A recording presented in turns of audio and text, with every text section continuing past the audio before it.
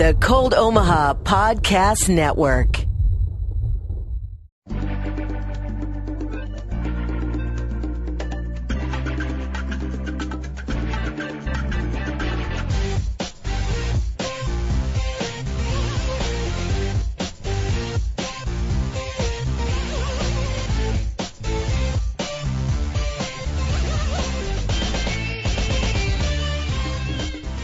Hello and welcome to Procedurally Generated. I'm Henry Bell, and joining me today is Brandon Bowling. It's just the two of us this week, but fortunately we both played a bunch of games and there's a ton of news to discuss. Today we're going to be covering the Zelda Breath of the Wild DLC and Season Pass announcement, the end of an era with the shutdown of Steam Greenlight, some major game preservation drama, and more. But first, I want to get things started with what we've been playing this week. Brandon, how are you doing? Pretty good, man. It's been a busy week. Yeah, no kidding. Seriously, between all these news stories and the release of For Honor and some other stuff I've been catching up on, I've just been slammed. Yeah, it's been nice. I also like baking too. Like I was cooking and playing video games. I was trying to get just enough Rise in to talk about it. Nice. The Rise in the game, I assume. Yep. What were you making? Made a pineapple upside down cake. Ooh, look at you. With extra pineapples. Professional baker over here. Yeah, I wish I just played more though, honestly. So what have you played this week? Anything fun and noteworthy? Well, first of all, I did keep current. I did get a chance to play the For Honor beta right before the game came out.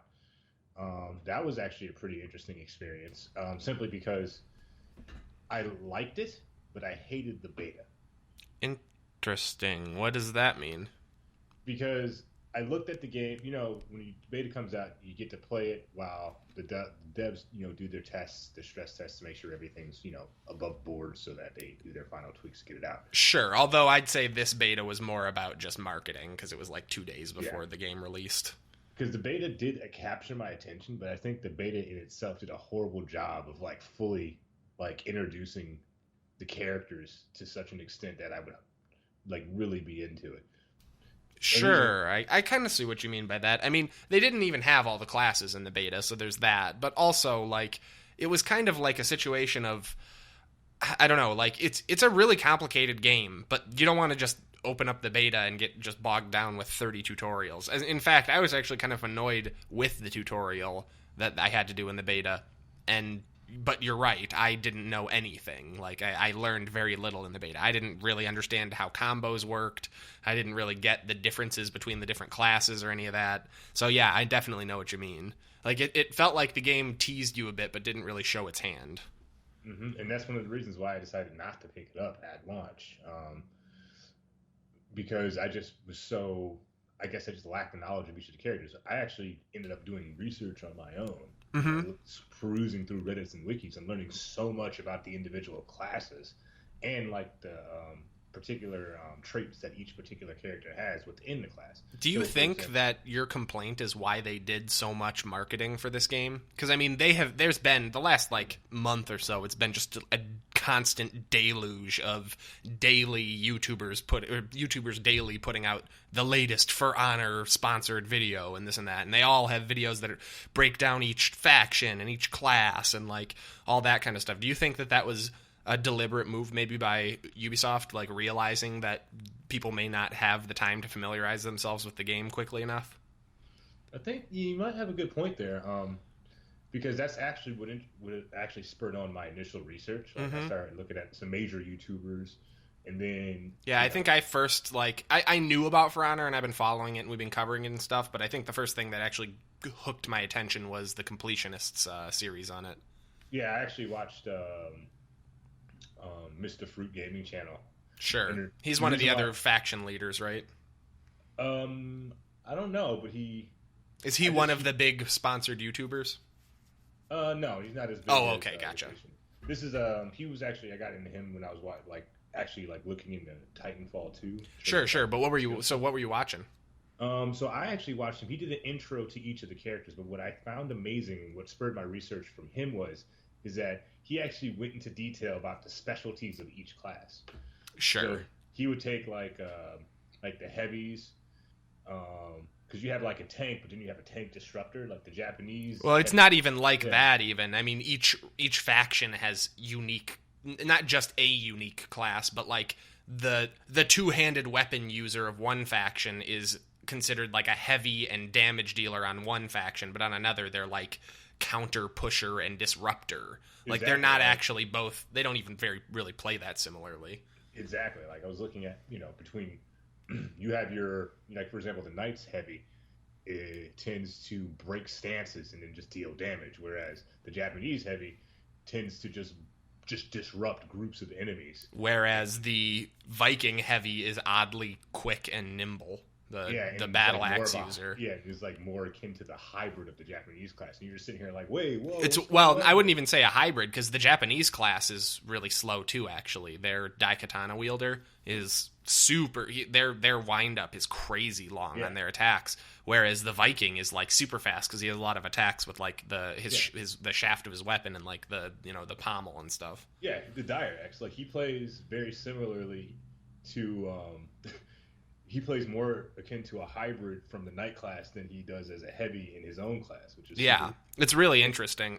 I've also been playing this game. I actually did pick it up on release, and I have to say I agree with a lot of what you're saying, although I will say I really did enjoy the beta. I definitely didn't necessarily feel like I needed a full understanding of everything. I mean, for God's sakes, I mean, you heard me ranting and raving about it. I went frickin' 29-0 on the last day of the beta, like an hour before it ended.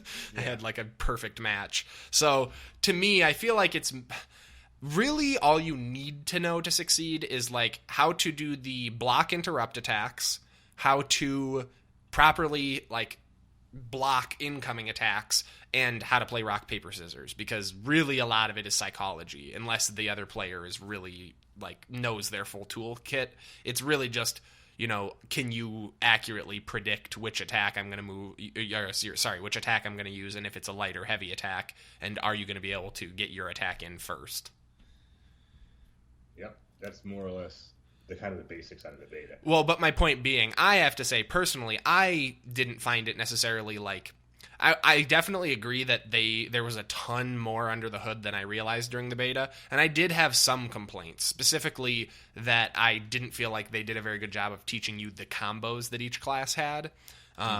But that said, I didn't necessarily feel like this game is not good without that extra depth. It was still fun running around murdering dudes, in this crazy fantasy setting. Yeah, I agree. Like, that's one of the parts I liked what I played. It's just that it didn't seem at the time to have enough depth to make me want to pay up to $60 for it. Definitely. That's where the problem comes in, because now looking back, I'm like, man, I probably should just go ahead and buy it after watching a couple of videos and doing research. Yeah, I'm like, let me speak to that, because I did do that, except I didn't do the research. I just played it and had a good amount of fun, and then it came out, and I was like, I want to play more of that. So I picked it up, and I've really enjoyed it. There were no server issues day one that I encountered at all. Haven't gotten kicked from any matches. Some of the bugs we experienced during the beta, where we would get match made into groups that were already full and then have an error thrown, I haven't seen any of those come back. I've put quite a bit of time into the campaign, which is much more than I expected, but still pretty average. It's compelling. It's interesting. The story is pretty cool. The writing is pretty terrible. Although, I want to be clear about something, because I didn't understand this. Even last time we spoke, Brandon, I didn't understand this. So one of my big complaints about the game was that all the characters sound like American dude bros. Like, nobody has accents or anything. It's kind of brutal. And as it turns out, they're doing this thing that I really hate when movies do this, where if you are... The faction you're currently playing as speaks in quote-unquote American English, right? But any other faction that they overhear is speaking like the equivalent of what the language sounds like to a foreign language listener.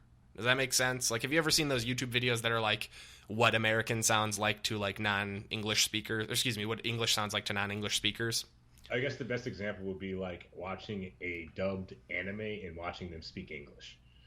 Maybe. I wouldn't say it's even that, because I don't think it's actual it's the actual language. I think it's just sounds that sound like it. Because like when they had when the Japanese are overhearing the Vikings like talking, it doesn't sound like it is a language. It just sounds like grunting and gibberish.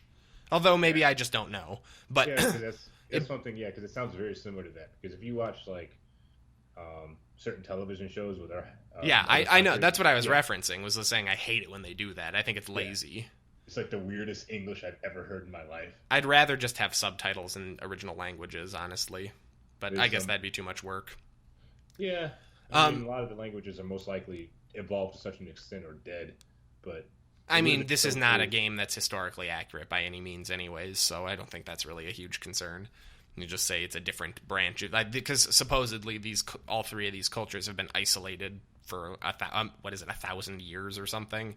So I'm not necessarily sure that the languages would have to be one-to-one per se. Plus, I don't think people are really going to be that big of sticklers on something like that. It's when it's blatant like this, and when there's lines like, "Thanks for the help. I could have done it on my own, though," where I'm just like, come on. Like, that doesn't even, like, you're not even going to try? You're not even going to speak in, like, Old English dialect or anything? You're not going to even have an affected British accent or any, like, nothing? No? Okay, fine. So there's that, but that's really kind of a minor quibble because that's not what the game's about. The game is about stabbing dudes in the face, and it does that in spades. It does it really well. I'm really enjoying the depth of the combat system now that I'm getting more familiar with it and learning that, like, I mean, even just the way that blocking, parrying, dodging, all of that, they change fundamentally when you play different classes. Like, for example, there is the samurai class that's just wielding the regular katana. I can't remember the class name off the top of my head. But Assassin, I think, is his general class. Sure. Yeah, maybe. I'm not actually even sure there, but that seems right. He's the really fast one. Yeah. And his thing is when you're blocking, so like everybody knows, or well, most people know, it's that you use that triangular kind of graphic to decide if you're going to swing from a high stance, a bottom left stance, or a bottom right stance. And for him, I think it's like 2 seconds. If you are not like, if you have 2 seconds after you've selected a stance, you revert to a neutral stance where you will not block any incoming attacks. However, to make up for that, if you dodge into the direction of an attack, you will automatically counterattack. So, like, you're squishier, but you're also better at like parrying and countering. Or, you know, like the Valkyrie has the ability, most characters, every class can parry attacks by matching the direction of an incoming swing and then timing a heavy attack at the same time as the other attack's about to hit. However, the Valkyrie can use a light attack parry, which guarantees a hit as part of a combo directly out of a block, which is pretty cool. So different classes really, really do play mechanically differently to the point where I sometimes worry when I come up against classes that I'm not super familiar with because I'm like, what is in their toolkit that I'm not going to expect? Because this is a game where you really, if you are playing against players who do know the full toolkit, it is a problem when you don't. I feel like in the beta, I give it a pass because no one really knew what they were doing. But now you would not want to go in and just play with the beta knowledge with the players now who have been playing through the campaign and stuff and practicing. Yeah, I agree. But that said, I think the campaign does a fantastic job of preparing you for multiplayer play. Like it's obviously it is very similar to the multiplayer matches in terms of like you're generally capturing points or moving an attacking force through a fortress of some kind. However, they are just throwing just crazy numbers of the quote unquote hero enemies, the ones that actually like you have to actually fight and aren't just the fodder. At you all the time. And so like, you're at any given time, you've got 3 to 4 dudes trying to engage you. And so you're getting really good at practicing, like getting yourself out of those kinds of situations or using revenge mode in the right way or mastering blocking attacks incoming from enemies that are not your current target and stuff like that. It's a complicated game, but it's a lot of fun. It really is. It feels very much like I'm so used to playing like hack and slashes and stuff, and this game feels very Dynasty Warriors-esque with the way that you're just tearing through troops on battlefields and you're way more powerful than everyone else there.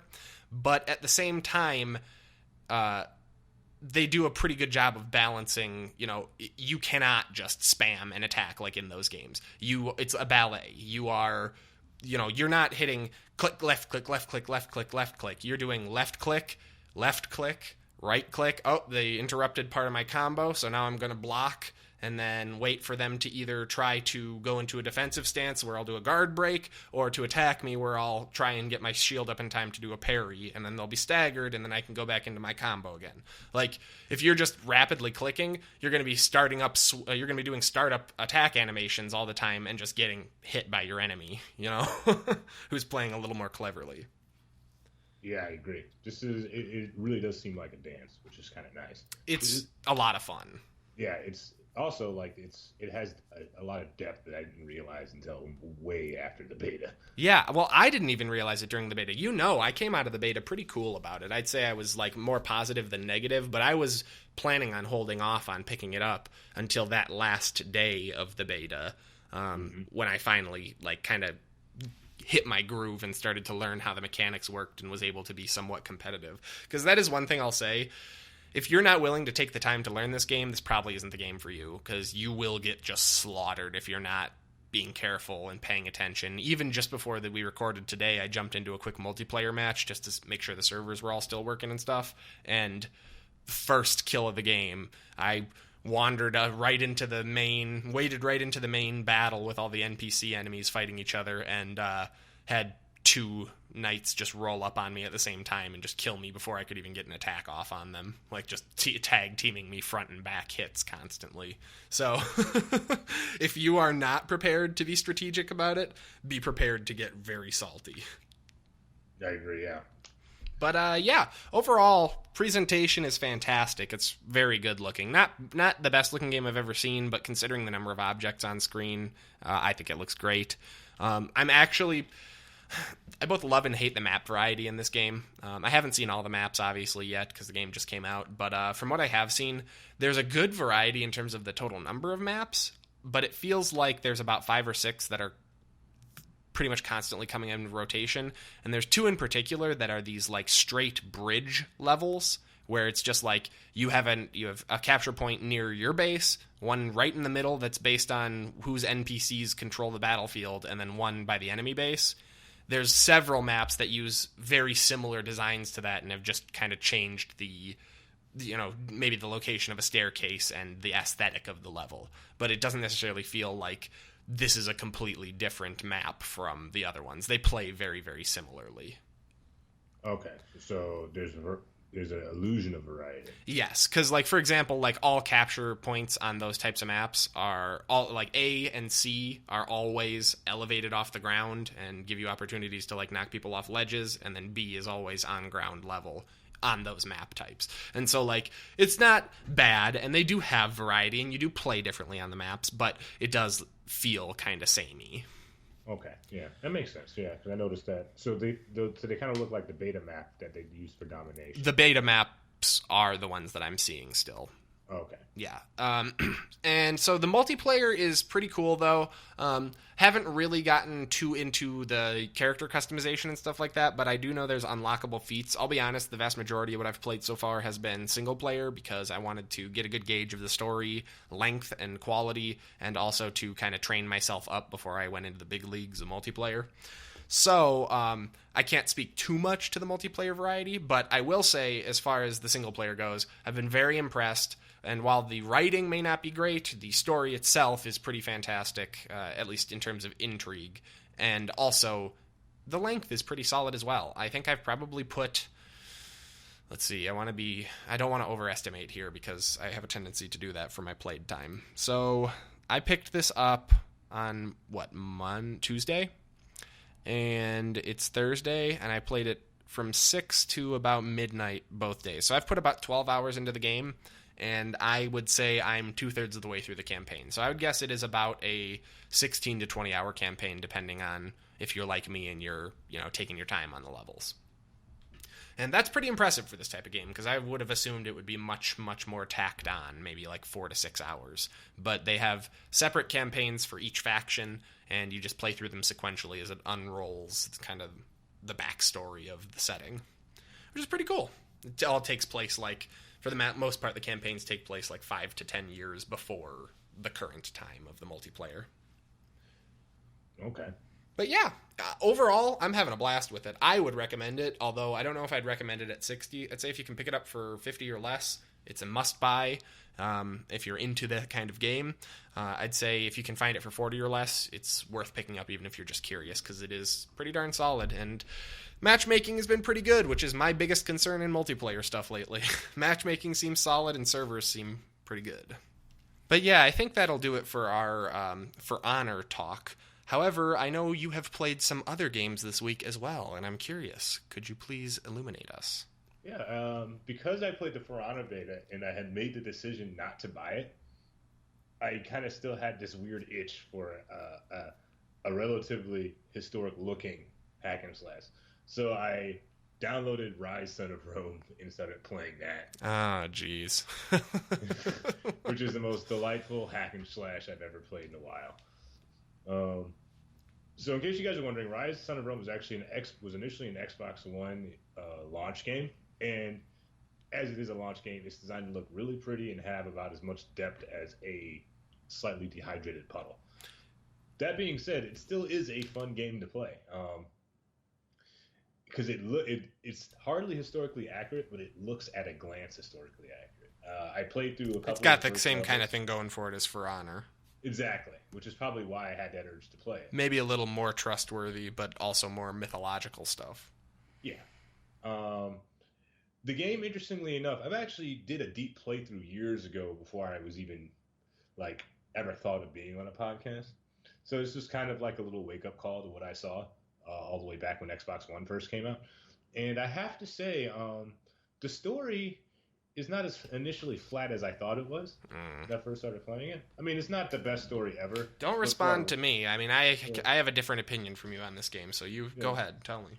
It's not the flattest story I've ever seen, especially for a launch game. The story actually was pretty okay. Because initially when I was playing the game, I thought there was a lot of magic that didn't make sense. And it turns out that the character that you're playing is entering the intrigue of the Roman Empire by playing off a mythical character, which I thought was pretty interesting. That is a cool take, I won't lie. Yeah, because initially I thought, because I actually kind of thought the story was dumb, because I'm like, well, what's with all this weird god stuff? It doesn't make sense. I'm not going to say that the story is not still dumb, but that definitely was interesting. Well, yeah, it's definitely a launch game. They did my big pet peeve where they're like, we're going to start it from the end. Yes, that is true. Oh, God, so many games that do that, too. Actually, now that I think about it, I'm thinking of a racing game that did that pissed me off. Coming back, because you don't want to get me on racing games. No, I don't. Tell us more about Rise. The gameplay is similar to what I would define as Warhammer 40k in the sense that you're constantly charging. And you should clarify what you mean by Warhammer 40k, because I don't think you mean Warhammer 40k. Warhammer Space Marine. Yes, okay, gotcha. In the sense that your power-ups are gained from brutally mutilating your enemies in execution-style combat. Oh, cool. Yeah. I mean, I have played a good amount of Rise, and I have to say that was one of the mechanics I quite enjoyed. It's kind of reminiscent of the glory kills from Doom. Yeah, so you have the glory kills from Doom. Yeah, actually, yeah, exactly right. Except it does play a smidge more depth in the sense that Warhammer, you use it to gain health. In Doom, it kind of gave you health and ammo if you were low. You didn't really have a choice. Mm-hmm. But in Rise, you have an option of doing a offensive, defensive, or health boost. Right. Which I thought was really cool. So that actually played seamlessly into the game and actually kind of forced you to really go out and, and it also rewards you with the most epic kills ever. Sure. You want to talk about... Take it easy. Most epic kills ever. This is a pretty good game. It's a launch title. Yeah, it looked damn good. That's the thing. It looked pretty good. It looks I mean, how does it look in 2017? I mean, it's that's like a fucking 4-year-old game now. Yeah, it still looks pretty damn good. It looks better than it did on Xbox One when I first played it. Well, obviously. But yeah, it's aged reasonably well. How's the port? It's pretty good. Now, I will say I don't know how good it is with a non-Xbox controller. Oh, right, because you have your Elite. Yeah, the one thing I've noticed is that Steam and any game that I play on PC is so much easier for controller if I have an Xbox One controller. That reminds me, really quick, I just want to mention, I don't want to get back into it fully, but as far as For Honor goes, I just wanted to mention for controller support, one big complaint I do have about it is it does not support my SteelSeries controller, my Stratus XL. I have no idea why. It has all the same buttons as like an Xbox controller. I know an Xbox controller works. It will not detect my controller, so I'm playing keyboard and mouse. Anyways, continue. Yeah, I find that disturbing. SteelSeries makes like the best controller. Yeah, I agree. Short of like an actual Xbox controller, I mean, I don't know what they want from me. I don't want to have to set up a PS3 controller, but I will if I have to. Anyways, though, so tell us about how it was on PC with the controller. Did you have any issues with mappings or anything? Any like crashes? Any like weird latency or anything? No, it was actually working out really good. There's no latency in terms of control simply because I have the Xbox One Elite controller, which means you have to plug it in unless you get like a bunch of accessories that are unnecessary. Right. So there was no latency on the controls. In terms of, it ran relatively smooth. Like I didn't notice any crashes. But any like chugging? No chugging. No chugging. I suppose it is like probably had time to be patched at this point. Yeah, it worked out pretty well. Yeah, because I bought this kind of late down the game, and then I feel like they made a product that's reasonable now. This is a game that I would suggest you buy if you see it on sale for like $5. Because if you want mindless killing with a little bit of strategy involved, this is definitely. However, if you have the option to get any God of War game, any Devil May Cry game, maybe even something like Dante's Inferno, I may even recommend that over this. No, I played Dante's Inferno. I did too. Recommend this over there. I played both as well, and I hated Rise with a passion. You know what I think? I find it shocking you haven't mentioned that it is literally QuickTime events, the game. Oh yeah, I mean it's the same thing. It's effectively no. It is the most egregious QuickTime events heavy game that I've ever played. It's so much worse than God of War or something like that. No, God of War is not. And they're the ones who popularized QuickTime events in that kind of combat. Yeah, but at least it was like a cinematic fury of awesomeness. Well, and it felt more tactile and relevant to what you were doing. It wasn't just a bunch of canned animations. Yeah, but yeah, like I said, this is a game for mindless fun. Sure. This is something you get for like, I got this for $5. I did not spend any yet. Hey, and like I said, for $5, I'd probably pick it up if I just wanted a hack and slash game on a lazy Sunday.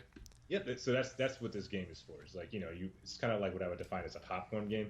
You don't really know what to play, but you want to play something and it's relative and it'll hold your attention for a bit. Sure. And maybe you want to play God of War on PC and you can't. So you want to play a mythological hack and slash, and this is not a terrible option. Yeah. Also, like, I don't know about this. I will just like segue into this real quick. I played like 3 of the God of War games, and because of that, when I played Dante's Inferno, I just hated it. I mean, I've played all the God of War games as well. I didn't like Dante's Inferno, but I loathed Rise. I really hated Rise a lot. But that's just my personal take on it. I mean, I hate a lot of games that you really enjoy. That doesn't make them bad.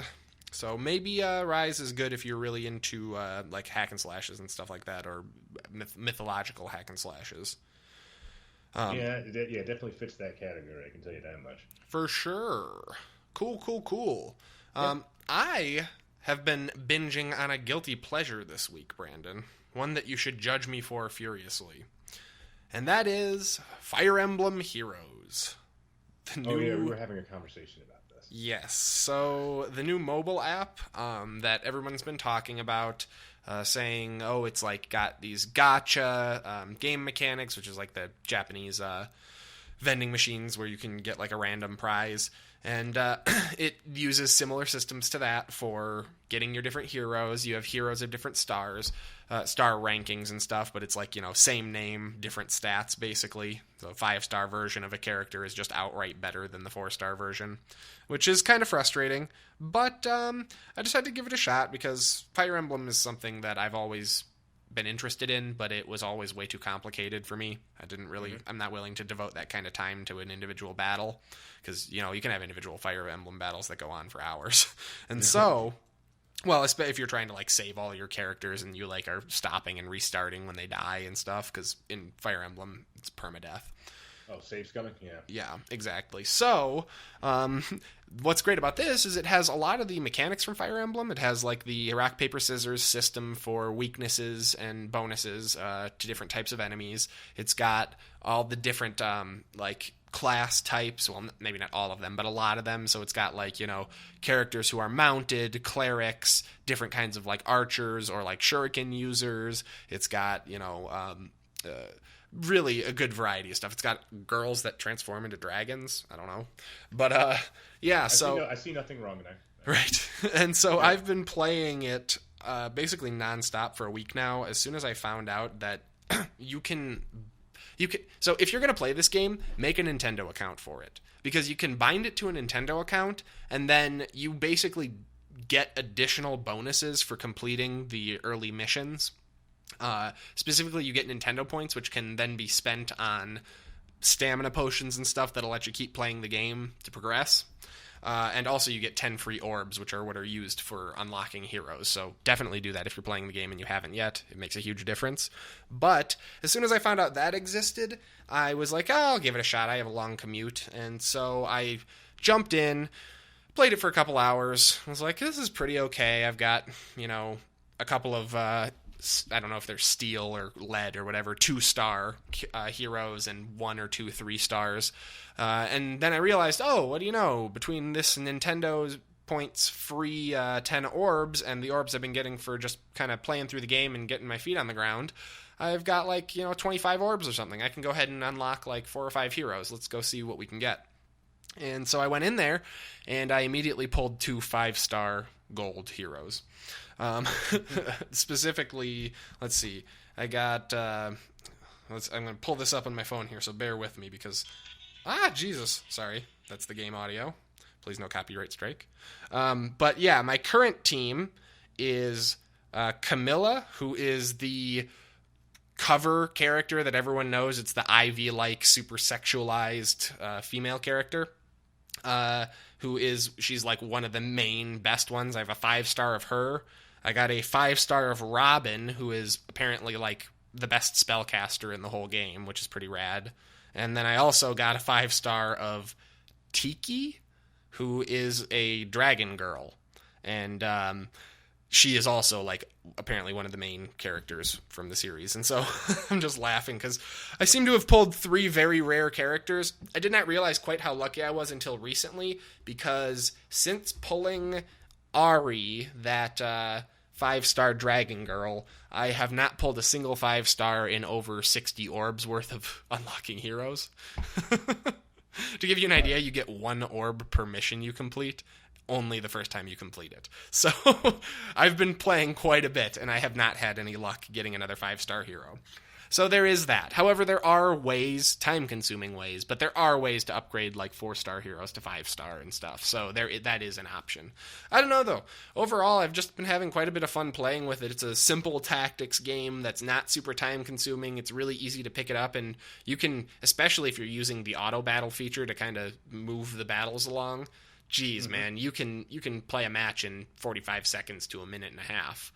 And so it's actually really good for a mobile game when you think about it. Exactly. It's fantastic for toilet gaming and stuff like that, especially when you get later on in the game, because it's you have 50 stamina maximum, and some of the missions later on, right now I'm doing rank 5 lunatic versions of I'm doing lunatic difficulties of the 5th mission, and it's just completely ridiculous. It's 18 stamina per attempt. And out of 50, and it takes 4 or 5 hours to get back up to 50 stamina. So I will say it's slowed down quite a bit, but that makes it really good for bathroom breaks or smoke breaks or public transit or whatever, because you can play it for probably, when you have full stamina, you can probably play it for a good 5 to 15 minutes max, and then you're gonna have to take a break. And so it's nice for a quick short burst of gaming, which I don't know, I've enjoyed. Honestly, I'd say check it out and give it an hour or 2 of your time, and if you get hooked, then play it, and if you don't, then don't. Also, it's worth noting that while this game does have pay-to-win mechanics, absolutely, because you can buy these orbs that you use to unlock the champions, the pay-to-win pricing model is so abysmally bad, you don't really have to worry about being tempted to buy orbs. I think it's $10 for 10 orbs or something just outrageous. Okay, I'm going to check the prices here really quick as well, because it's hilarious. It's so bad. Let's see. Shop prices. Purchase orbs. 3 orbs is $2. You need a minimum of 5 to unlock a hero. 10 orbs is $6, excuse me. 20 orbs is $13. That would be enough. That's $13 to have to be able to unlock 4 heroes that have a chance, a 3% chance per pull of being 5-star. I don't think that spending money on this makes much sense. So I wouldn't worry too much about that being a big temptation if that is a concern for you as a free-to-play, mobile phone gamer. Is there anything else you can spend money on aside from the orbs? Yes, actually, there's a fair amount. Or actually, I'm sorry, no, there's not. There are other items in the game, but no, there's nothing else that you can buy with orbs. Or that you can buy with real money. It is worth noting, though, that orbs do have one additional use beyond unlocking champions. You can also use them to... There's two other uses, sorry. You can use them to upgrade your quote-unquote base, which will give you... And they don't tell you this, so you're welcome, people who are listening to this. You can upgrade your base, and it gives you flat bonuses to your experience gained by all heroes permanently. Right now I have an 80% flat experience bonus to all my heroes, so be aware that that's a thing that you can spend orbs on. The other thing is you can spend 1 orb to fully restore your stamina without using like a stamina potion item or anything like that. So there's that as well. Although when you get to my point, I did the math and it's really frustrating. I can spend 1 orb to max out my stamina, and then I can then do 3 missions, which means that if I succeed on all 3 missions, I get a net 2 orbs out of that, which is terrible. Like, it's not even worth it, because there's a limited number of orbs that can be unlocked from missions, because you only get them for your first completion on that difficulty level. And there's only 3 difficulty levels. And I'm out of difficulty levels. I'm only playing on Lunatic now. I've cleared everything else. It's ridiculous, you guys. This game is really fun, but it's also got me so hooked that, like, I've run out of moisture in my mouth.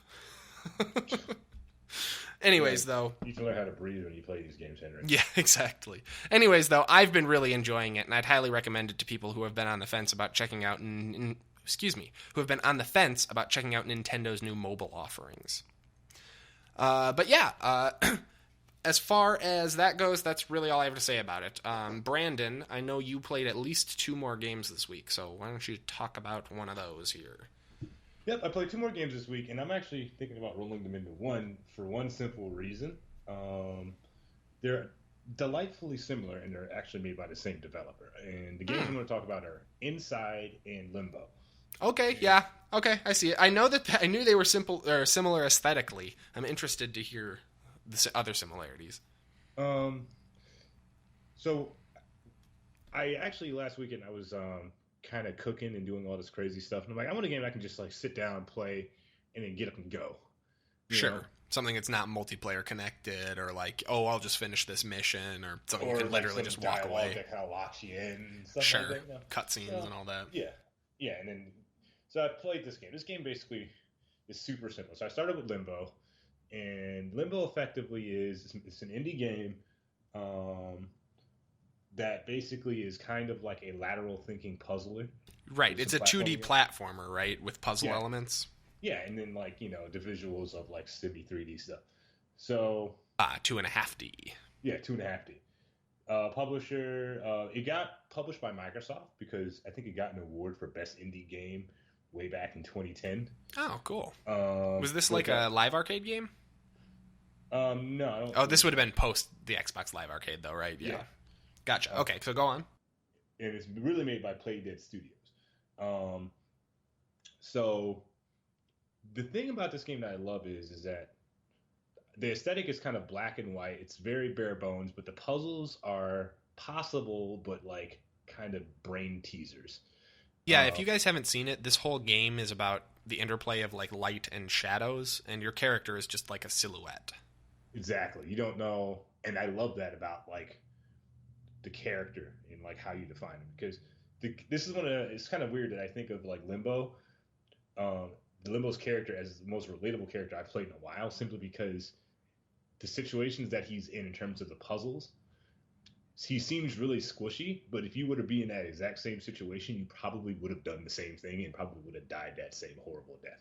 Which I should mention, the puzzles, if you fail the puzzle, you just die a horrible death. Like, you be prepared to die. Like, does the puzzle kill you, or does, like, the environment kill you? Well, the environments and the puzzles are, like, have this duality in the sense that, hey, you have to move this box. Sorry, I should have been clearer. When I said the environment, what I actually meant was, like, enemies or, like, monsters or something. No, it's both.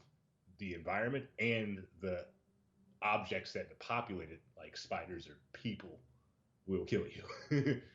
Gotcha. You don't need anything. There's, like, one animal in the game that I've gotten in contact with that won't attack you, and I was so terrified of it that I found a secret area that I eventually found and said, nope, I'm not going in there either because it's too damn dark. Nice. And as a man from New York City who basically lives in the largest nightlight on the planet, I don't like the dark. Really don't. Understandable. And I'm a man that will, like, stand by that statement. I'm scared of the dark, and that game makes me scared of the dark.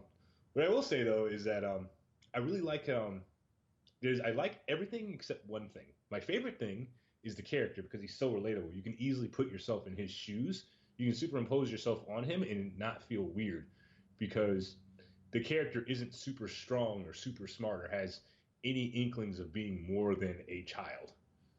Sure. You know? So He it's doesn't like have high jump. just a very relatable protagonist, not a superhero. Yeah. And because he's ambiguous because of the shadow, it's really easy for you to superimpose yourself onto him, which I think is pretty interesting. And the same, interestingly enough, goes for Inside, which was their sequel that they made a couple years later, last year, I believe. Inside has the same concept, except everything's been upgraded. You're still doing the 2D platforming, except you're kind of in, like, the 2.5 3D environment, and more things are moving in that environment. So, for example, you'll go into a room, and suddenly, instead of, like, flying blades that are on a fixed path that you know, you'll be running away from dogs and humans that you perceive as being on a variable path, even though they're most likely on a fixed path. Sure. But when you're in the moment, you can't tell. That's also, cool. Like, can I ask you a real quick clarifying question? Mm-hmm. You said it's the sequel. Is this like actually connected via story? I've always wondered this about Limbo and Inside. Are they just similar aesthetically, or is it actually like the same world type thing? Aesthetically, not so much. There's a lot more color in Inside, in a sense. Sure, but I mean, you glance at Inside and you're like, oh, this is by the makers of Limbo. Yeah. So aesthetically, it looks the same. That's the part I don't like about Inside and Limbo. I'm just curious, though. Like, is it the same world? Like, is it the same universe? Nobody knows. Are they connected stories? Nobody knows. That's the thing. That's one thing I can't stand about the game. Okay. And it's not a detriment to So the it's game. not an official sequel. It's just another game from the developer that may or may not be in the same universe? No. Like, it's left open. Like, nobody knows except for the developer. That's the thing I can't stand about this game is I feel like when you play these games, there's no real dialogue in the games, only sounds and what you see. Do they convey, like, a story? I haven't played either of these. I've only seen them. A lot of it has been left to the imagination of the gamers playing it. The developer actually came out and said that there is a story that we associate with the game, but we've told nobody because we just want the gamers to figure it out. So does it just play as a series of puzzles? Initially, that's how it goes, but there's a bunch of theories saying that the puzzles are supposed to be like a representation of different circles of hell. Sure, but it's Limbo. But my point is, it's not. There aren't like. There's no like villain, like recurring villain or anything, or like your character is not like progressing or learning about himself or changing or anything. It's just kind of like. Nope, it's just puzzles. This mysterious dark world. That is weird. Yeah, maybe that's why I wasn't into it. Maybe it's just you know me, I need a narrative. But that sounds really interesting. Like that sounds like perfect for what you were saying you were looking for in a game. Yeah. So a lot of people, I've actually ended up doing research just because I was so interested. Because it bothers me because from what I've heard of the developers, specifically the director of the game, he says that there is a story, but he's leaving it up to the gamers to figure it out. But if you know what it is, like, just tell us. Yeah, I mean, I guess, but like, look at stuff like Braid, maybe the most famous. This game's not about what you think it's about, you know. And then they had a secondary one of those, you know, where it's I'm not going to spoil it because Braid is timeless, no matter how old it is. But yeah, if you haven't played Braid, play Braid. But point being, you're like, there isn't necessarily like a big reveal, is what you're saying. It's more like you're just kind of getting hints of things that may be like tied to, maybe this is like, representative of this, or this is like a flashback he's having to like an emotional trauma or that kind of stuff. Yeah, or this is like, a namesake of the actual game. Like you're traveling through the circles of hell, and and then there's like ending. There's like an actual, then there's an ending where you meet something, and then you're like, okay, wow, this is like something that changes everything. But sure. What does it change? I don't know.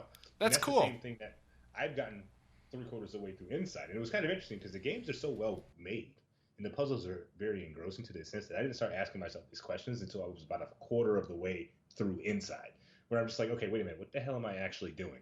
Why am I doing this? Well, that's a sure sign of good game design, where you don't even realize you've been following instructions, basically. Yeah, and I'm just sitting here like, what's going on? Why is this happening? And like, where's the story here? Because there's got to be something here, but it seems like there's just a bunch of pieces scattered on the floor, but there's no way to pick them up or put them together. I make the example of, sounds like Five Nights at Freddy's. Yeah, except there's something here. It's just like not.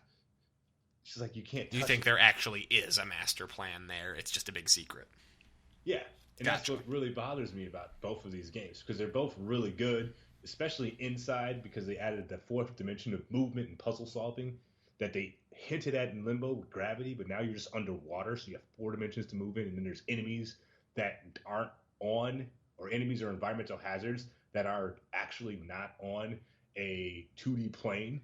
They're like on a 4D plane because they can move up and down, left and right, and actively chase after you. Oh, weird. But you can't freely move back and forth? You can, but you're in water. So you're hindered because you're in water. Man, this game sounds like my worst nightmare. No story, and you're in the water. I'm out! Well, that's the thing. There is a story. I just can't seem to find it.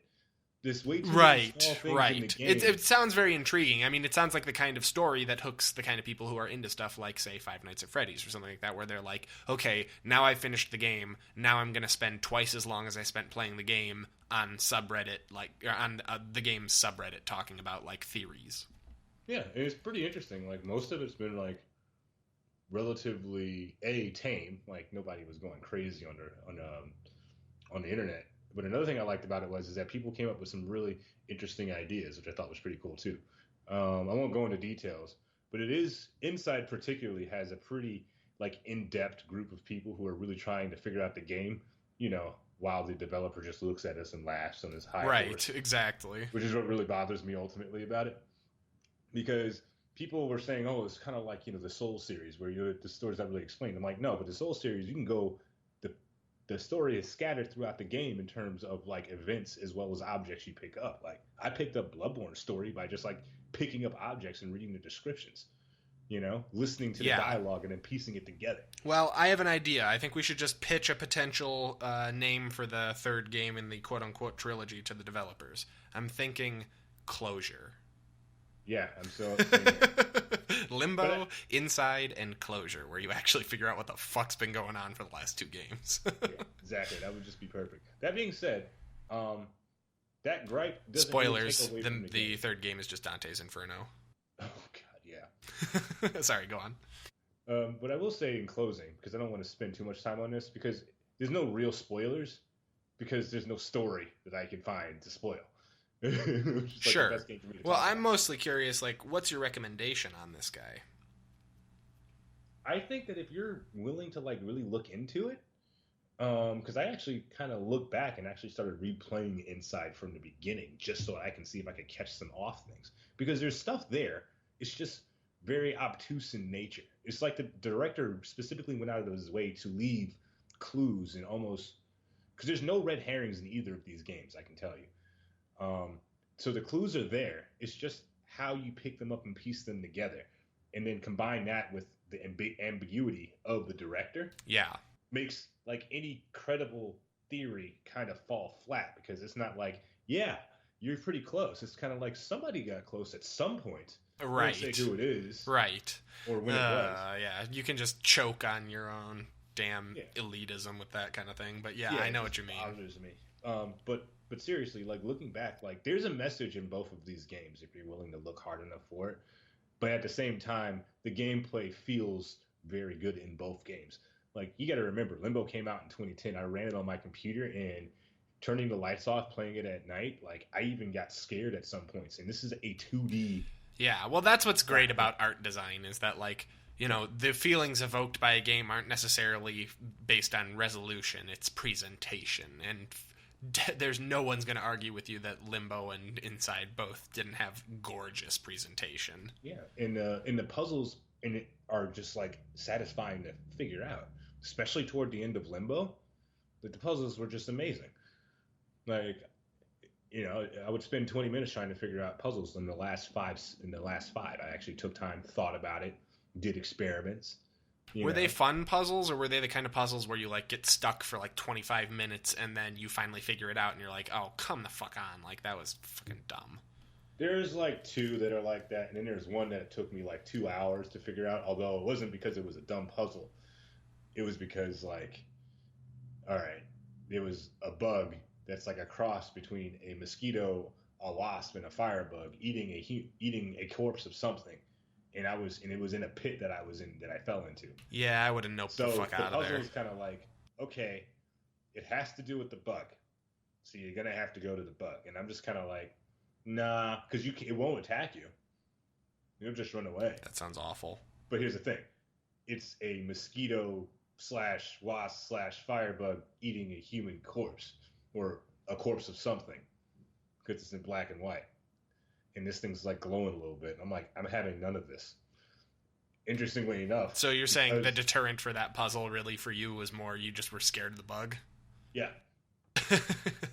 It actually was so scared that I actually backtracked, like literally quit out and restarted the puzzle, and then backtracked from there and actually found a secret area. Right. That must be the one you were talking about earlier. That's too funny. To like get near it. Nice. So final verdict. Should people buy these games? I think they should, but you should not spend more than $5 on either of them. Really? That seems a little harsh to me. Like, even well, I'm not a huge fan of 2D platformers, but the polish and stuff on those, you don't think they're worth 10? The polish on them is great. The time is not. What kind of length are we looking at here? Look, if you are like focused and like have like and you're relatively like open-minded in terms of like how to think obtusely and laterally, you can finish Limbo in like 2 hours. Well, sure, but that's true of every puzzle game ever made. Yeah. I mean, you can speed run Secret of Monkey Island, but that doesn't mean that that's a realistic playtime. So what do you think is a reasonable average playtime for this, roughly? Split the difference between a speedrunner and yourself. 5 hours tops. 4 okay, 5. Yeah, now, fair enough. I'm being like, point. That's as far, like, that's you point really taken. spending a lot of time on each and every puzzle. Okay. Searching for all, like, the 10 collectibles. By the way, there's only 10 collectibles. Hey, that's fine with me. Fuck collectibles. Yeah. But at the same time, like, they do unlock something really interesting that I also noped out of. So, fair enough. All right, well, that's pretty good. That being said, Inside definitely worth to buy because they're doing like subtle like Limbo is like a nice puzzler. Inside seems to have like a little bit of play in current society.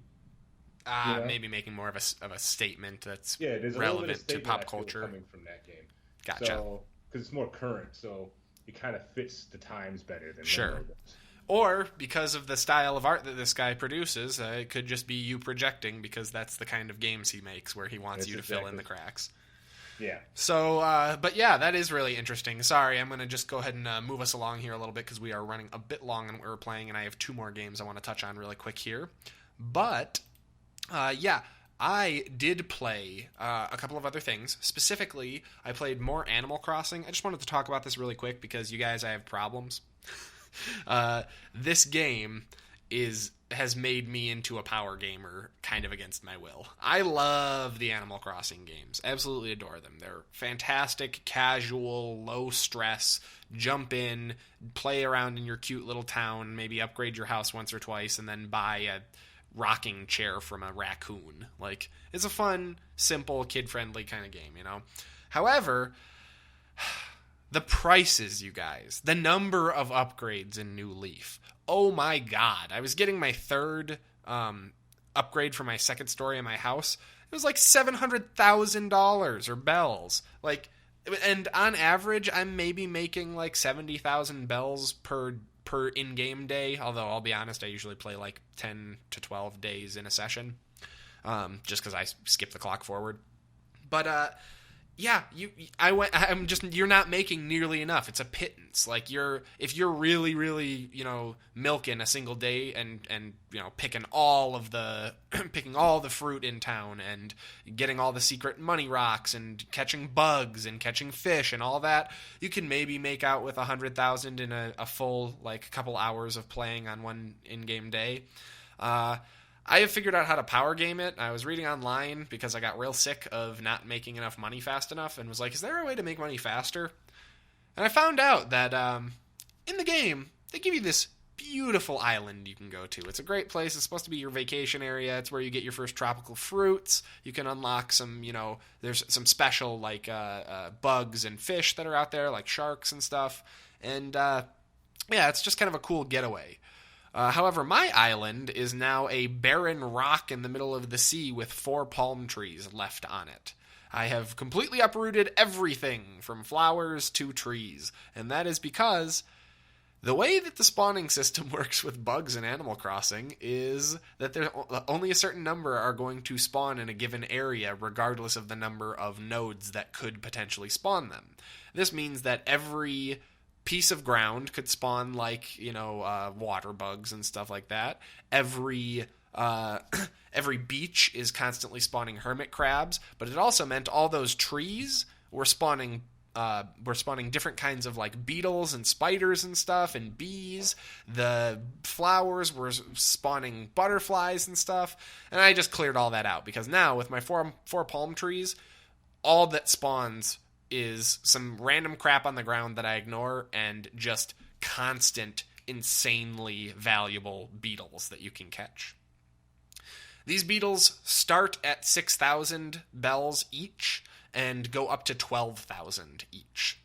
And I am now making, per trip to the island, which takes me about 30 to 45 minutes of real life time, I am now making about 3 to 350,000 bells. So let me get this straight. You basically, did agricultural genocide for beetles? Yes. For money? And it's worth noting that I have a phobia of beetles, so every time I catch one, I have to look away from my screen. You're a monster, right? Yes, I've completely ruined the island. However, I am Mr. Moneybags now. I think I have like 2 million bells in my bank account. But you clearly have given up part of your soul. Yeah, I'll be honest. It really does kind of suck a little bit of the fun out of the game because I'm less inclined to run around town and do random activities when I'm like, man, I could be making money right now. But it is what it is. My plans at this point are to get my town up to level 4, which is 50 hours of playtime and 50 unique in-game days have been played on. And then your town tree grows to a certain height, and you can actually restart your town, and Tom Nook, the local vendor, will buy your previous town from you for like millions and millions of bells. So it might not be a bad idea for me to just get a fresh start, a ton of money right off the bat, and then play the game with the normal clock. And, Another thing that would just be interesting too, kind of run around. And that way I'll be able to get basically all the house upgrades right off the bat, but I can still get like the town upgrades and stuff at a more leisurely pace. Oh, okay. I see what you're saying. Yeah, that does sound really interesting. Yeah, as well, especially because a lot of the town upgrades, it's kind of frustrating. You're the mayor in this one, and so you can do these public works projects, which is great. I have 3 bridges in my town, which if you play Animal Crossing, you know how big of a deal that is. But it's got problems because most of the cool, unique buildings that you can create require that a villager randomly walks up to you and suggests it to you. Until they suggest it, it cannot be built. And there's no way to trigger the suggestion. It is 100% random. And the problem with the way I've been power gaming is that I almost never see my villagers anymore. So the chances of me actually getting to build like the police station, the coffee shop, any of the stuff that I want to build is crazy slim. I've basically built everything that I can without those random events triggering. And there's like 20 of them. Well, and the problem is that I'm not playing the game properly. It's because I skip through time. I'm constantly trying to maximize my profits and stuff. I'm like, man, I ain't got time to talk to this annoying dog. I gotta go book it down to the island and catch some beetles. And I like how that sounds so not legit. But anyways, though, point being, if I'm not willing to spend the time to even talk to them, what are my chances go from slim to none of actually getting those upgrades. So my plans are make as much money in as little time as possible until I hit level 4 with my town, and then sell everything off and try a fresh start doing everything completely legit with just a big bankroll to fall back on. Yeah, because what you'll is when you sell, you'll already have millions of dollars anyway, right? Yes. No. You lose all your possessions. So as far as I know, maybe you get to keep your bank account, but I'm not sure about that. The way it works is it deletes everything in your town, including all the upgrades and stuff that you've gotten, so you have to re-unlock those if you do it. And then you can also sell your catalog of furniture and items that you've collected that, like, anytime you collect an item, it gets added to a catalog that allows you to reorder it at any time for a premium fee. And so you can trade that in for additional money as well. And you can either have it paid out in a lump sum of millions and millions of bells, or you can get, I think it's like you get 10% of it every day or something for a week and a half. I'm not exactly sure because I haven't triggered it yet. It's called amortized. Yes. Counting lingo. Exactly. But yeah, overall, continuing to enjoy New Leaf, even if I am kind of ruining it for myself by playing it like a real Henry. And then, last but not least, I just wanted to touch on this. I don't have a ton to say about it, but I did want to mention, I picked up 2 Petroglyph games this week. I picked up 8-Bit Arena, because this just recently came out. So if you guys don't know the 8-Bit series, there's 3 games. There's 8-Bit Armies, 8-Bit Invaders, and 8-Bit Hordes. And what they are is Westwood-style, like, Command & Conquer-ish RTS games with, like, 8-bit / voxel graphics. And in armies, you can play as 2 human factions. In invaders, you can play as future humans or aliens. And in hordes, you play as, like, humans, dwarves, and elves versus, like, orcs and undead and stuff. And the 8-Bit Arena, which is what the first one I picked up, it's a mashup of all 3 games in a multiplayer-only environment. It's like $5. I think I paid $4 because it's on sale this week. And it lets you basically play, like, the super... you can play space aliens against orcs and stuff like that, which is fun. Oh, I see. Okay, yeah. The games are very simple, but that doesn't necessarily bother me. Like, the interface is straight out of Command & Conquer with maybe a little bit less depth, but I think that's to be expected from an indie title at this price point. However, I was a little annoyed because I wasn't able to do 1v1 skirmishes, so rather than saying, this is annoying, I'm going to just deal with it like an adult and get over it, I was like, nah, fuck this, and I bought 8-Bit Armies so that I could play around in single player and learn how the mechanics work.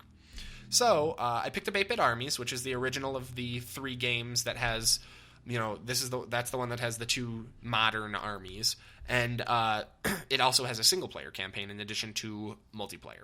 So, I was able to play, I'd say about a quarter of the way through the campaign for 8-Bit Armies, and that was pretty fun as well. Although 8-Bit Armies, I do think that the full versions of these games are a little overpriced. They're $15 a piece. 8-Bit Armies I got on sale for, I think, $9.80 or something, because it's 50% off this week, but the majority of those games I do think are a little bit overpriced for what they are. They play as solid RTSs, solid basic RTSs, however...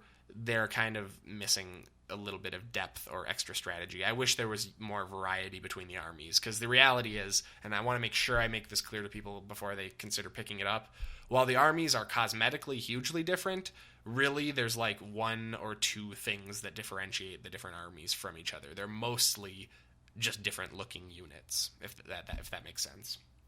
Okay, I see. So you're getting the same thing 3 times.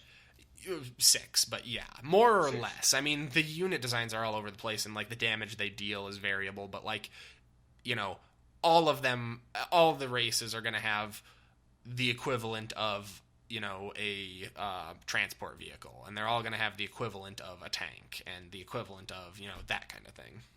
Okay, so it's not like an actual Command & Conquer where, like, the Chinese had hackers. No, you're thinking of Command & Conquer Generals. That's not even a main Command & Conquer game. So, yeah, it's nothing like Command & Conquer Generals. It's more like Actually, I'm sorry. Did I say Command & Conquer earlier? I thought I said Red Alert.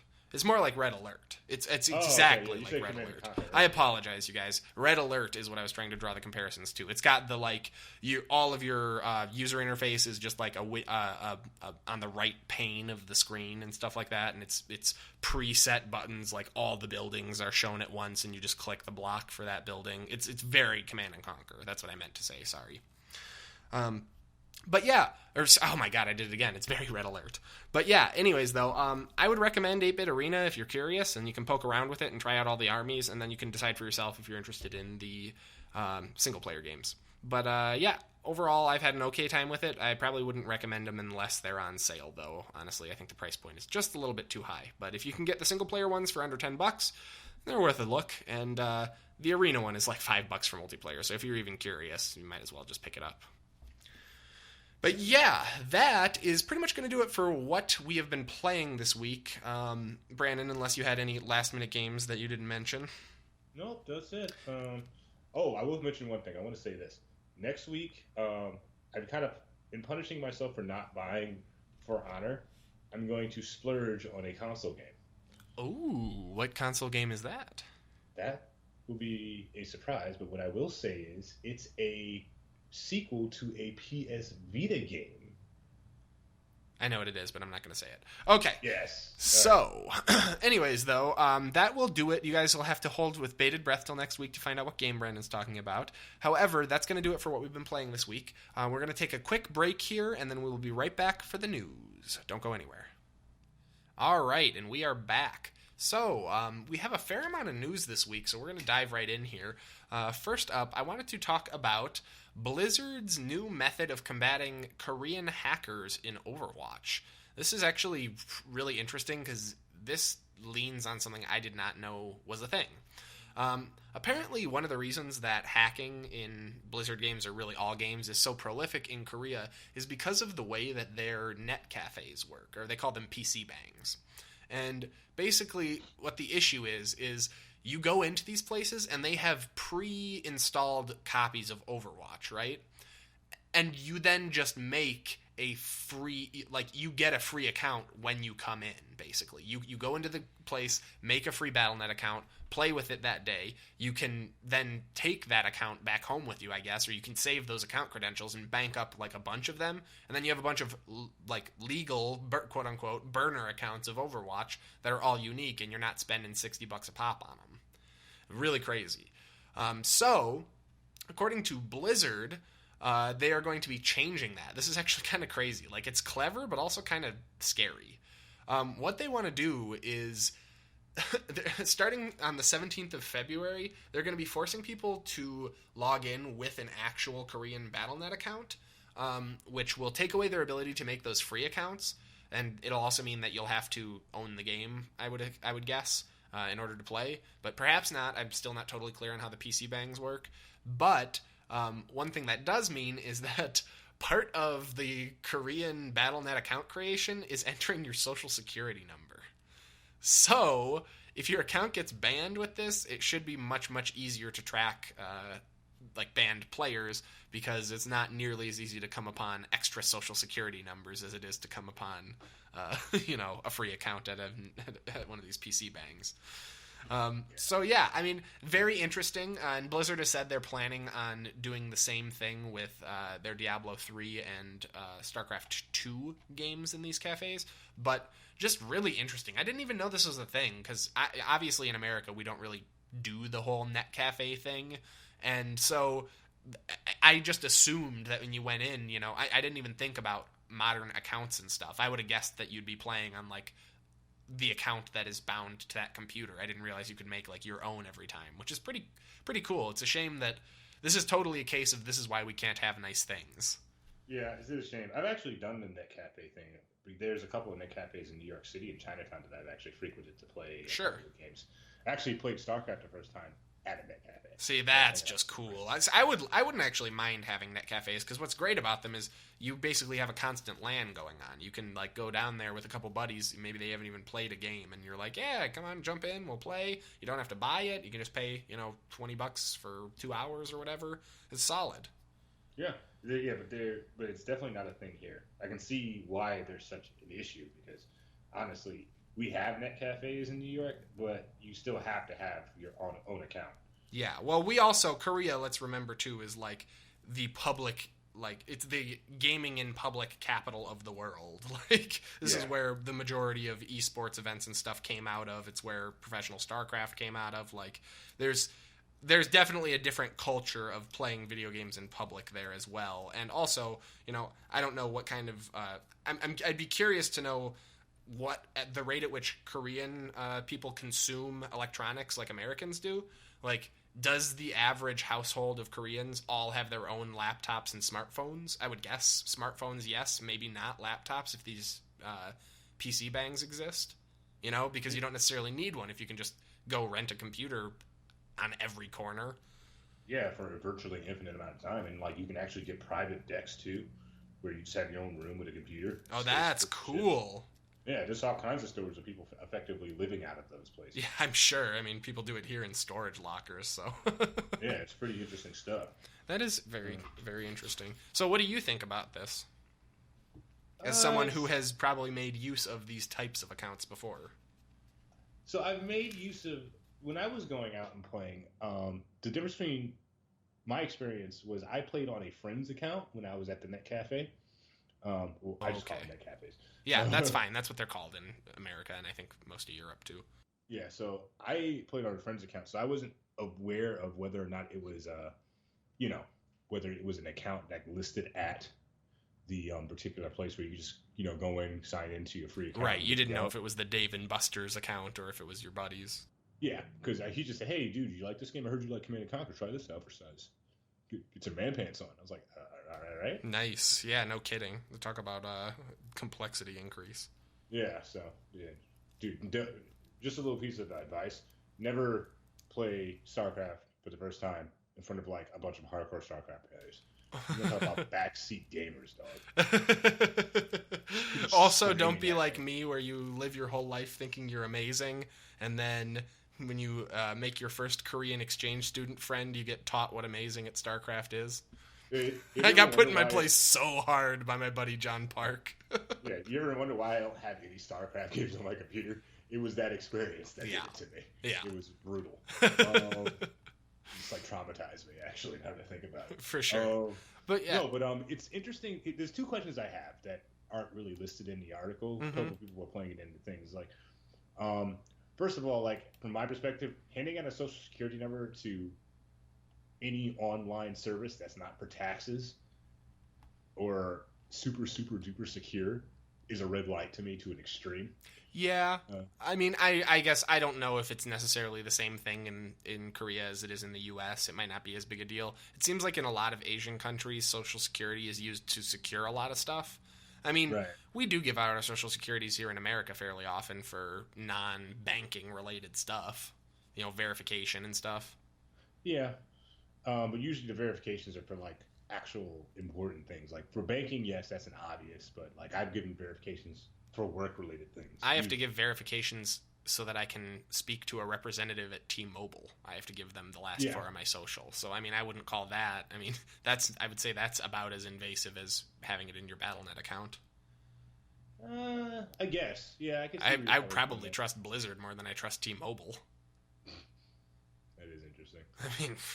But yeah, anyways, though, it's a fair point. I guess I don't really know. I know, though, that, there's a lot of stuff that seems to be tied to your, Social Security or equivalent number, especially with, some of the stuff we've seen coming out of China with some of their new, they have that new credit rating that's based on some really weird stuff. I don't want to get into it because that's, a whole podcast on its own, but it definitely seems like they do more, individual citizen tracking in more private stuff, and I agree that it's worrisome. I mean, that's why I said, it's a cool workaround to a unique problem I didn't know existed, but it's also a little bit concerning and Big Brother-ish that it's well, Blizzard has your social now. Maybe it's my right to be an anonymous purchaser, or maybe it's not. Yeah, it really is independent, because I don't exactly know. Again, I don't know exactly how Social Security works, or their derivative of it, per se. Right. Works in the country, because, we were all taught, never hand out your Social Security number, so when I was, first living on my own, when, the gas company's like, oh yeah, we need to verify this with your social. I'm like, why? Yeah, exactly. I was the same way. My big lesson was, I remember they did those commercials a couple years ago where they had that guy with his real social security on the side of like an 18-wheeler driving through like New York or something. And it was like, oh, this is how comfortable I am that my social's secure. And apparently the internet got a hold of that and fucking wreaked havoc. And, yeah, never be cocky about your personal information. Just play it close to the chest, you guys. Yeah. So I don't know. It's one of those things where I understand it, but like my cultural reference just makes me not too keen on the idea. No, totally. I hear you. All right, that is really cool, but we got to keep moving on here. We have a little bit more Blizzard news. This one is Hearthstone related, though.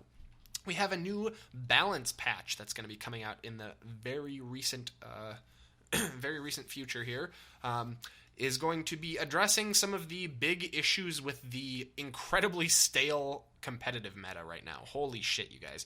I've been playing a good amount of Hearthstone, as you guys know, for my YouTube channel and stuff, and let me tell you, it has been brutal. Like, every other match is either a shaman, a pirate shaman, or a damn warrior. It's just driving me crazy. And what they're going to do here is finally address that. They are nerfing pirate decks, and they are also nerfing several warrior and shaman cards. Specifically, a lot of the early game play where people are doing the just idiotic combos with N'Zoth's first mate are going to finally be addressed. Also, this one I'm a little sadder about because I really love this card. They are nerfing the shit out of Spirit Claws. Spirit Claws is the shaman equipment that I believe it is. It's like a 0-2 or something, but it gets +2 when it has it gains 2 attack when you control a minion that increases spell power. And that was really great. It was 1 mana, just really fun to play around with. However, they decided it was just a little too powerful, and so now it is 2 mana, which is a little bit of a bummer, I'll be honest. Just because that doubling its mana, it sounds like not a big deal to increase the mana by 1, but doubling it really limits how universally useful it is. So I'm a little bummed about that, but I'll be happy to see the nerfs to pirate decks. Those will make it up to me. That's funny. Yep. And I'll just keep moving because I know you're not a Hearthstone player, and I don't want to I wish I had put you on the spot or anything. No worries. So yeah, but there is a big balance patch coming out in the not too distant future, so look forward to it. Next up, we have some very interesting news. Nintendo has come out this week and announced that Zelda Breath of the Wild, the Nintendo Switch launch title, is going to have DLC and a season pass. In fact... Excuse me, could you say that one more time? Let me just... Sorry. So you know I didn't stutter here. Zelda, a Nintendo game, is going to be launching with a season pass and 2 unreleased pieces of DLC. And I'll be honest, this freaks me the hell out, especially because you can't buy the DLC individually. You have to buy the $20 season pass to get it. So the good news is it's $20 for the season pass, which is pretty reasonable. However, the bad news is this is a Zelda game, you guys. When have you ever thought of a Zelda game as not a complete experience? Because that's the thing is, the first DLC is going to be adding like an endless and challenge mode, I guess, which is cool because this is more of an open world game and kind of has survival elements and stuff. However, the second DLC is going to add additional story content to the end of the game. And I'm like, so does that mean the story is not completed yet? Does that mean you think I'm going to go back and do stuff that like is not relevant to my completed game? Like, what does that qualify as? Are you saying that like the very hard mode is only DLC? Because previously you've been able to, that kind of stuff would have been just included as a bonus for, beating the game with certain features, meeting certain goals. It just seems crazy to me. It'd be like, in Wind Waker, one of my favorite little quirks of the game was that once you beat the game for the first time, you could do a new game plus, and you could play as Link the whole game in his pajamas instead of playing as him as his hometown clothes rather than playing him in the iconic green tunic. And it's just a little Easter egg, just a tiny thing. I feel like now that would be DLC, and that horrifies me. I mean, you guys know how I felt about the Smash Bros. DLC. Solid in quality, but holy shit, it was the price of the game again. And it worries me, because I don't think Nintendo really understands it, and so I'm afraid that they're going to misstep and then not admit it. I'm afraid we're going to see, like, a random $40 season pass or something for a game that does not get a ton of content. That said, I will hold my tongue a little bit on this, just because Nintendo, I have not played much of the Wii U, but I have heard that with games like Splatoon and stuff, they've done a pretty darn good job of post-launch support. For me, it's just so foreign, though, the concept of Nintendo like releasing additional content for a game after the fact, that, I don't know. I immediately bristle at it, but I'm going to give it a chance. Yeah, I know, it's very foreign to me. I've never heard of a Zelda game that's not complete, and that's what makes me nervous.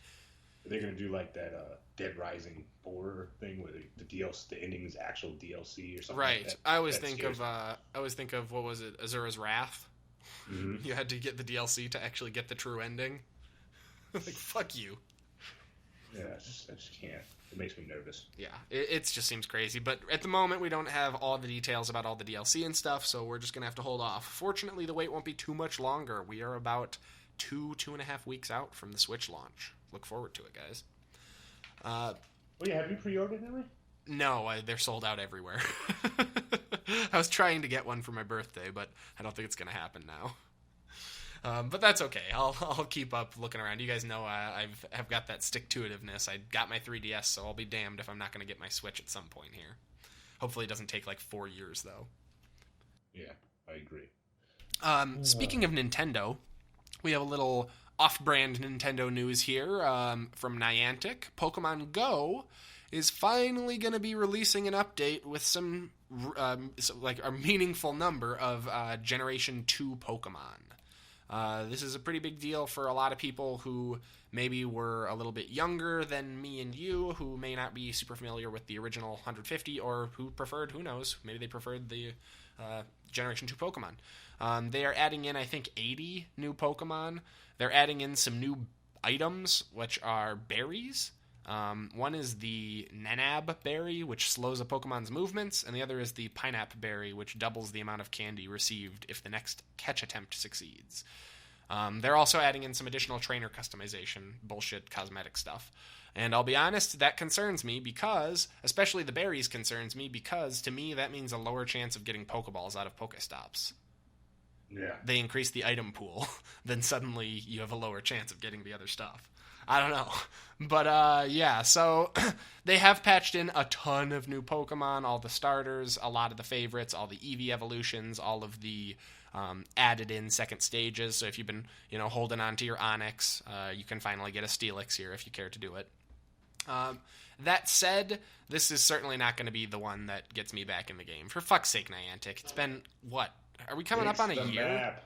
Like, fix the tracking. Make it good. Also, still no battles or trading. What the fuck? How is trading not in the game? Trading. I can understand the battles a little bit, just because, you don't know socially how that's going to respond. We talked about this when Pokemon Go was big. I see battles introducing literal brawls on the street. That said, trading, really? You can't put trading in this fucking game? Is that not the easiest thing? That cannot be difficult to code. I'm sorry. That cannot be hard to do. It just blows my mind. It's just bothersome at this point. It's so frustrating. Anyways, though, until they actually add meaningful features rather than just more Pokemon that I'll never see anyways because they're not Pidgey or Rattata, I think I'm going to hold off here. What a bummer. Anyways, though, if you guys have been waiting for this, impatiently, look forward to it. You can finally pick up your favorite of the Gen 2 Pokemon. Hopefully. No legendaries. My problem is that they keep on updating but not, dealing with, the major issues. Yeah. Yeah. That's what gets me every time. I feel pretty much the exact same way. I really, if they just brought back a proper tracking system, I would pick it up that day and be willing to give it another shot. Just give me tracking. This is ridiculous. Anyways, though, moving right along, we have some amazing news this week, you guys. You may have caught it in the intro, but I'm just going to say this again, and you can pinch yourself. Don't worry. You're not dreaming. Steam Greenlight has officially been shut down by Valve. So, this is huge. If you're a Steam user, you know why this is such a big deal. Steam Greenlight was the weird popularity contest system that Steam rolled out to allow user-curated games onto the Steam platform. Basically, what this resulted in was a crazy amount of people giving out codes for, upvotes on Steam Greenlight, tons of fraud and questionable practices by developers, and just boatloads of garbage games coming onto the Steam store. I mean, you guys know how bad it was. I mean, if you look at the new releases for any given day, 3/4 of them were garbage. And so, I'm happy to say that they have completely retired the system. We don't know the full details of what they're going to be replacing it with, but here's what we know so far. They want to roll out a new system called Nintendo. They want to call it Steam Direct, I believe. And what it's going to do is basically allow game developers to be able to pay a flat fee to license their game to be put on Steam. So it would basically create a barrier to entry to prevent Steam from being just a dumping ground for any, college game developer's first project and all these RPG Maker crap games and on point-and-click mobile nonsense. They would have to actually pay a fee, and they're not sure exactly what the fee would be, because this is obviously a fine balance you want to strike. You want to make sure that people from developing countries or people who don't have the resources of a large company are able to afford the fee if they're like an indie developer, but at the same time, you want it to be high enough that it's not just like a pittance to someone who's trying to game the system. I flash back to those guys who made those Primal Instinct or whatever games. What were they called? Primal Carnage? I can't remember. Primal Carnage. Those terrible first-person shooters. Oh, it was like Orion Dino Rampage. That's what it was. But, hopefully that would help prevent those types of games that get launched and maybe have a little bit of traction when they release and then are never touched again by the developer and then released in a very similar state down the road.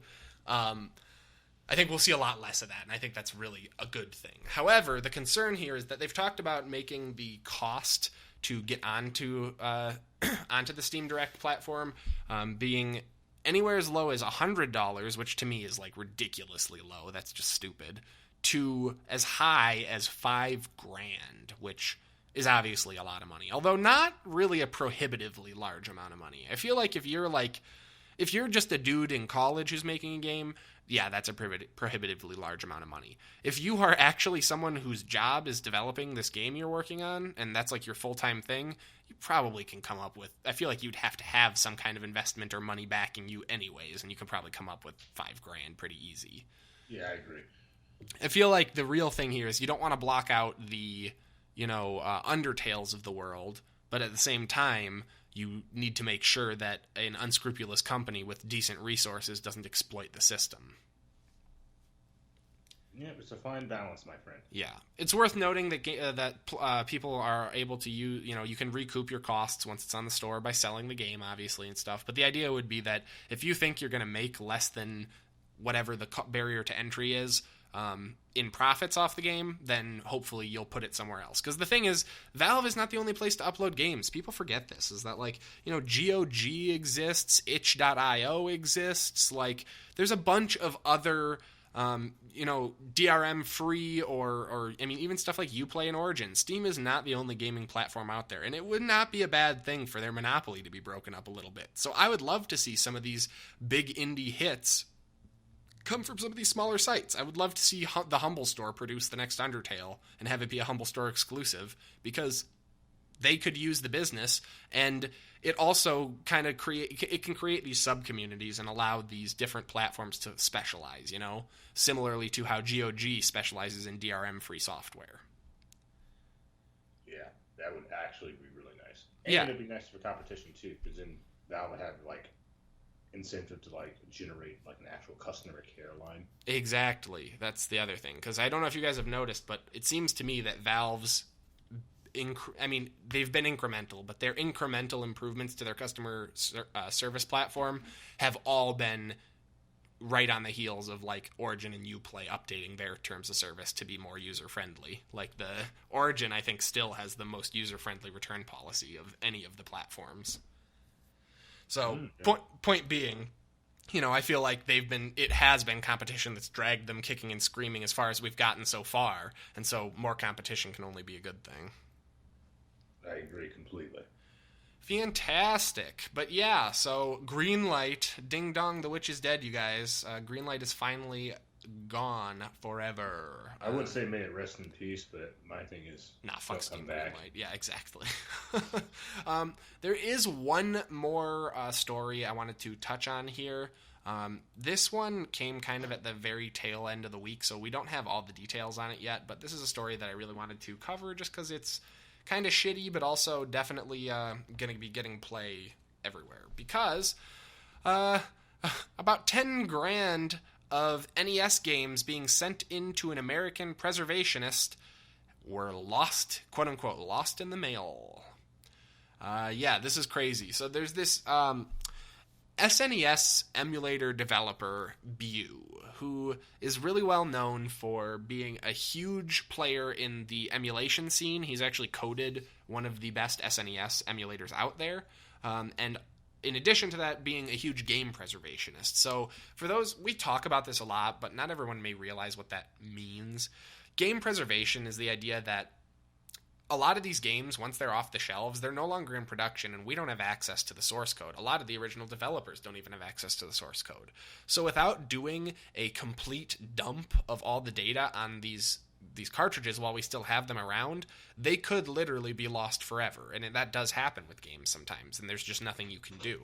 It's one of the things that people worry about with things like MMOs, is like, in 50 years, will anyone be able to experience what WoW was? And so this guy, very nobly, has been working to, fill out the back library of games that have been collected for emulation. Well, he's in the process of ripping a ton of these games from a European collector's collection, and they're sending them over in batches. So he sent over the first lot of 725 games, and they were easily able to he was easily able to rip them all, send them back, no issues. However, when the second lot tried to come through, he did have problems. He got a letter from his postal carrier saying, basically, sorry, this label's all we have left. Your mail was chewed up by the machine. Which, as he pointed out, seems ridiculously sketchy. A box with over 10 grand in plastic cartridges was completely nothing was left. They couldn't send shreds of plastic, at least. This is the phrase where I call bullshit comes in. Yeah, exactly. And so people are very, very concerned about mail fraud going on here. About most likely, the speculation is that perhaps an employee at the New Jersey intake office that it came through took them for themselves and then just sent along the label. So there's a huge kerfuffle about this, and the really sad thing about it is that this project, this game preservation project, has now been canceled because of this loss. It's just too much of a loss. BU has said it's on hold indefinitely until they try to recoup some of the value for this collector's lost games. I mean, this is $10,000 worth of games is one thing, and that's a lot of money. But as Bu points out, they become more valuable every day, and these were rare cartridges, a lot of them. And you can't necessarily just go out and buy replacements. So he has set up a GoFundMe campaign, I believe, trying to raise money to send back to the collector so that he can at least make some of that money back. Because this is obviously, like, if you're a gamer, you realize this is a tragedy. Like, this really just sucks. And the worst part about it is, I'm sure wherever these cartridges are, if they haven't been chewed up by machines, whoever has them has no idea what their real value is. I really hope we hear good things from this story later on, but there's a bounty out right now for, I think, $1,000 for anybody with information as well. Yeah, exactly. And I know that there's a lot of, like, local mail inspectors and stuff being contacted in that office. I really hope that we have some good news for you guys down the line, but at the moment, just want to spread awareness about this, about game preservationism in general, and also about the dangers of shipping irreplaceable objects in the mail without full insurance. It's worth noting this guy did have travel insurance, but it only lasted across the Atlantic. Once it hit the U.S., it was no longer a thing. which just sucks. Anyways, though, sorry to end the show on that note, you guys. And in fact, I'm gonna just sneak one more story in here so we can be a little more positive. When I was downloading For Honor this week, I was surprised to see that Uplay was already downloading something, and it was taking quite a while. So I went ahead and took a look, and this week, Ubisoft dropped a brand new Watch Dogs 2 patch. And it adds in a bunch of new cosmetic items and emotes. It adds in a couple of additional activities, generic activities, and then it also apparently adds a little bit of a change to the ending of the game. And that's all I'm going to say about it. If you're interested, you can check it out. The patch is, I think, 10 gigabytes, so just be ready for it. But, yeah, I haven't beaten the game personally, and I don't think Brandon has quite yet either, so we're not going to say anything more about it. But if you have beaten the game, you may want to consider going back to see what they have added. Anyways, though, as I'm sure you guys can tell, this show has been procedurally generated. We really hope you've enjoyed listening. Please be sure to check us out on Libsyn and iTunes, where you can leave a rating or review. Or if you prefer to watch on YouTube, you can check it out on my channel, lesser.noob, that's N00B, on YouTube, or just search Henry Plays. Thank you guys so much for watching, and as always, game on.